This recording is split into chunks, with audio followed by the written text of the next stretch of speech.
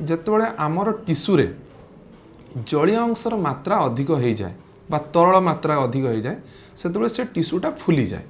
तो से जो फुलाया जिनसटा से सब जलर धर्म बा तलर धर्म हूँ माध्याकर्षण से तल को जीव।